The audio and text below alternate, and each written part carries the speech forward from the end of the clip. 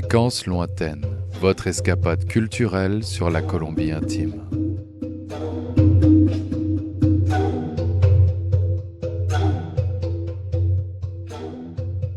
Aujourd'hui, nous allons parler intimité. L'Ere Cafetero fait partie de ces régions du monde où vous trouverez difficilement un objet plus inutile qu'une porte. Si celle de l'entrée sert encore de temps à autre, celles intérieures font à peine office de décoration. Une porte n'a en soi que peu de sens, puisqu'elle sépare. De la même manière que le vocabulaire négatif, elle existe, mais cela ne lui donne pas pour autant une fonction sociale. Une porte fermée est une anomalie, un caprice, une erreur. Elle revient à dire un franc non, sachant que le refus n'a pas sa place dans les mœurs colombiennes. On vit dans la crainte de contrarier son interlocuteur, la peur de blesser, la phobie de donner une mauvaise image de soi. Une porte fermée est donc un acte incompréhensible, qui renvoie à la dispute, à l'isolement, au mal-être. Une maison est perçue comme un corps, où les énergies doivent circuler librement. D'ailleurs, les membres d'un foyer sont très souvent rassemblés dans une pièce, et ce, de manière naturelle. Comme cela, sur le lit d'une des chambres, on retrouve l'ensemble de la famille, enfants, parents, grands-parents, cousins, amis, voisins. Certains regardent la télévision, d'autres sont au téléphone, d'autres encore envoient des messages, pendant que deux personnes dorment en travers du lit. On vit ensemble, dans la proximité physique. Le contraire serait purement étonnant, contre l'ordre naturel des choses. La pièce semble à leurs yeux toujours trop grande. Il y aura éternellement de la place pour tout le monde. Vivre chacun dans son espace demanderait d'ailleurs un effort d'évitement au-dessus de leurs forces, pour des raisons qui seraient perçues comme d'une tristesse infinie. Il ne reste donc que la salle de bain pour refuge, seule porte encore en activité, seule porte disposant également d'un verrou, seul espace d'intimité. On ne s'y trompe pas. Preuve en est, le temps passé par chaque individu dans cet espace pourtant restreint. Cela semble peu. C'est d'ailleurs pour cela que dans n'importe quelle habitation, jusqu'au plus petit studio, on retrouve au minimum 2 toilettes. Un appartement de 20 mètres carrés dispose donc de toilettes personnelles et de toilettes dites sociales, destinées aux invités. Que reste-t-il de la vie privée, et notamment de la sexualité?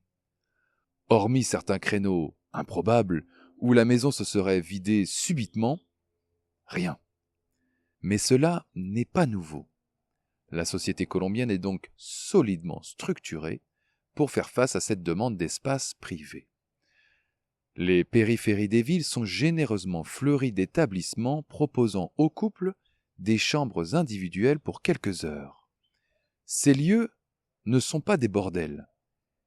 Ils n'ont donc aucune raison de se cacher. On trouve le long des routes de fantastiques constructions, ressemblant en tout point à des parcs d'attractions. Concurrence oblige, chacun propose dans ses chambres une atmosphère spécialisée, mise en évidence par l'architecture même du bâtiment. Temples athéniens, navettes spatiales, stades de football, igloos, châteaux forts, donjons. Les préférences sont sans appel pour les pyramides égyptiennes et leurs statues de pharaons atteignant jusqu'à 6 mètres de hauteur. Si les établissements sont tape à l'œil, ils garantissent en revanche une stricte confidentialité à leur clientèle. Chaque chambre se situe à la suite d'un garage privé pour éviter les regards. Plusieurs catégories de chambres sont disponibles, avec une offre proche de celle d'un hôtel, si ce n'est que chacune, ou presque, propose un jacuzzi ou un sauna. Ces motels offrent à peu près tout ce qui peut passer par la tête du client. Sextoy, lubrifiant des plus improbables, mais aussi des chips goût poulet, du maquillage, des cocktails, un filet mignon, bien qu'il n'y ait pas de table pour le manger, les produits demandés apparaissent soudainement, sans bruit, au fond de la pièce par le biais d'une petite fenêtre tournante. Le plus frappant est que cette chambre est profondément isolée de tout.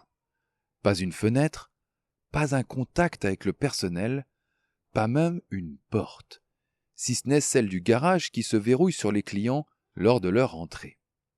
Ce lieu est en somme l'extrême opposé de ce que l'on vit dans une maison.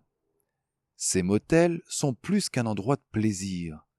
Ce sont également des lieux de repos, à l'abri de la cacophonie, à l'abri des jugements. Un espace pour soi étonnamment nécessaire lorsque la vie de famille est particulièrement animée.